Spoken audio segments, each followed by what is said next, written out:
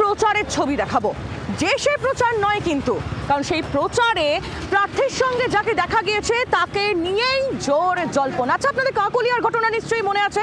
কাকলিয়ায় তীব্র অশান্তি, সেই ঘটনায় নাম জড়িয়েছিল রীতিমতো সোনা পাপ্পু ঘনিষ্ঠ বাবু সোনা বলে একজনের।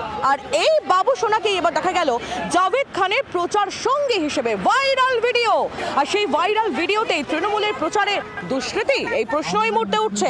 জাভেদ খানের মুখে শোনা গিয়েছিল সোনা পাপ্পুর প্রশংসা, আপনাদের নিশ্চয়ই মনে আছে। আর এবার জাভেদ খানের প্রচারে সেই সোনা পাপ্পু ঘনিষ্ঠ বাবু সোনা দুষ্কৃতি, যাকে নিয়ে বিতর্ক তুঙ্গে উঠেছে।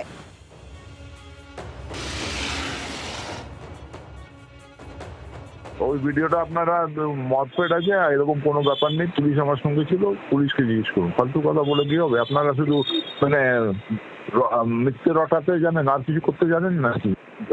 বাবু সোনা আর কার ভিডিওতে দেখা যাচ্ছে আমি প্রচারে ছিলাম আজকে কাকুলিয়াতে, পুলিশ ছিল, পুলিশকে খবর নিয়ে এলেন কে ছিল, ঠিক আছে? আর ভিডিও আমার কাছে আছে। আপনার কাছে আপনারা ভিডিও তৈরি করে করে তৃণমূলকে অনিষ্ট করতে চান না, এটা ঠিক না।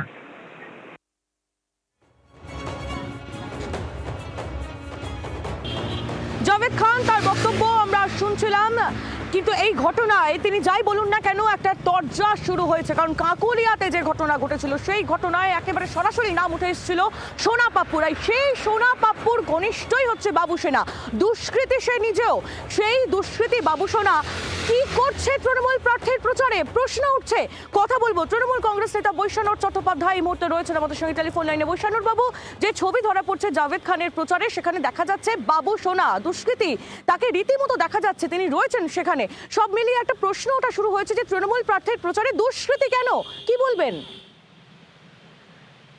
আমি যতদূর জানি যে জাভেদ খান ওখানে প্রচারে গেছিল, আমি ওই ওয়ার্ডের কাউন্সিলর হিসেবে ছিলাম। এবার রাস্তায় কে থাকবে, কে তার পাড়ায় তার বস্তিতে সেই এলাকায় সে যদি ভোটার বা বাসিন্দা হয়, সেই যদি ওইখানে যখন যাচ্ছে ভোট চাইতে সে দাঁড়িয়ে যায়, তাহলে সেক্ষেত্রে আর আপনি যাকে দুষ্কৃতী বলছেন, এরকম ক্রিমিনাল রেকর্ড তো বহু পলিটিক্যাল নন পলিটিক্যাল বহু লোকের এগেনস্টে আছে। এবার তাহলে তো কনভিক্ট হওয়ার আগেই তো তাহলে কাউকে আপনি বলে দিতে পারেন না যে এরকম মিসক্রিয়েন্টস হিসাবে সে কেন আসছে। এবার যদি মনে হয় যে সে কনভিক্টেড, যদি কোনো কেসে প্রমাণ হয়, তাহলে নিশ্চিতভাবে তাকে বাদ দিয়েই করতে হবে। আরে আমি নির্বাচনের পেছনে কি করে কাউকে বলা যেতে পারে যে আপনি থাকবেন না, আপনার পাড়াতে আমি ঢুকছি কিন্তু আপনি পাড়াতে থাকতে পারবেন না, সেটাও তো বলা যায় না।